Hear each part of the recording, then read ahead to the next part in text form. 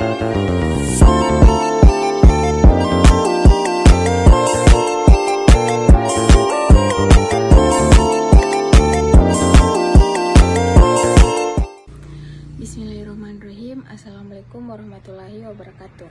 Perkenalkan, nama saya Nabila, saya dari Prodi Pendidikan Kimia dengan NIM 231620821. Di sini saya akan menjelaskan apa itu sampah. Sampah merupakan material sisa yang tidak diinginkan setelah berakhirnya suatu proses. Sampah didefinisikan oleh manusia menurut derajat keterkaitannya. Dalam proses-proses alam sebenarnya tidak ada konsep sampah. Yang ada hanya produk-produk yang dihasilkan setelah dan selama proses tersebut. Kita melangkah ke slide selanjutnya, yaitu di mana jenis-jenis sampah. Di sini ada dua jenis-jenis sampah. Yang pertama yaitu berdasarkan sumbernya, yang kedua berdasarkan sifatnya. Di sini saya akan menyebutkan yang pertama itu berdasarkan sumbernya. Pertama itu ada sampah alam, manusia, konsumsi, nuklir, industri, pertambangan. Dan yang kedua itu berdasarkan sifatnya. Berdasarkan sifatnya dibagi menjadi dua, yaitu sampah organik dan sampah anorganik. Sampah anorganik yaitu biasa disebut sampah yang tidak dapat diuraikan. Contohnya seperti makanan, sayuran, daun-daun kering, dan sebagainya.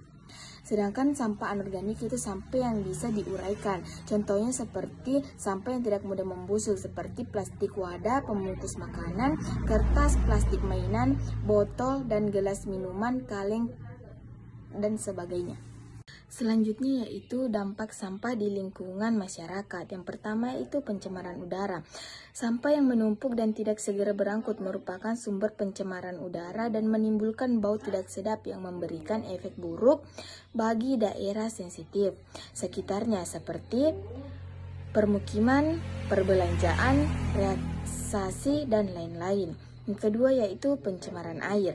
Yang dimaksud di sini yaitu prasarana dan sarana pengumpulan yang terbuka sangat potensial menghasilkan lindi terutama pada saat turun hujan.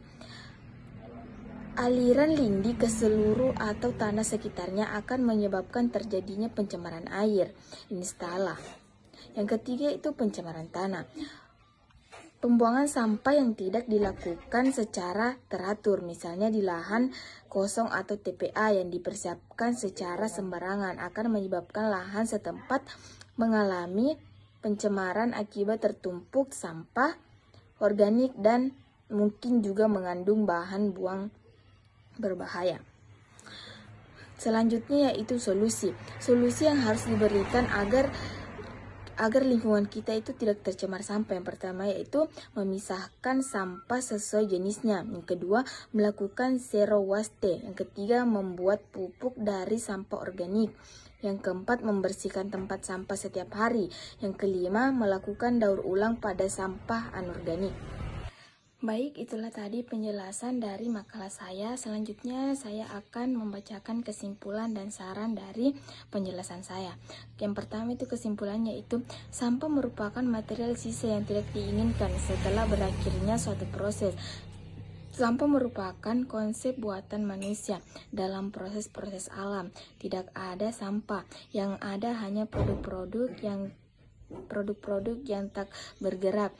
Sampah dapat berada pada setiap fase materi, pada cair, padat, cair, atau gas ketika dilepaskan dalam dua fase yang disebutkan terakhir. Terutama gas, sampah dapat dikatakan sebagai emisi. Emisi biasa dikaitkan dengan polusi. Solusi yang diterapkan dalam hal sistem penanganan sampah sangat memerlukan dukungan dan komitmen pemerintah. Tanpa kedua hal tersebut, sistem penanganan sampah tidak akan lagi berkesinambungan. Tetapi dalam pelaksanaan banyak terdapat benturan di satu sisi.